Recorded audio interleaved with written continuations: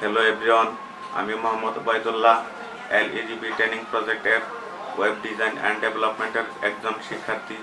প্রথমে আমি ধন্যবাদ জানাই ডিজিটাল বাংলাদেশের রূপকার গণপ্রজাতন্ত্রী বাংলাদেশ সরকারের মাননীয় প্রধানমন্ত্রী শেখ হাসিনাকে, যার মহান উদ্যোগে ফ্রিল্যান্সারদের কেরিয়ার ডেভেলপমেন্টের জন্য এলইডিবি প্রতিষ্ঠিত হয়।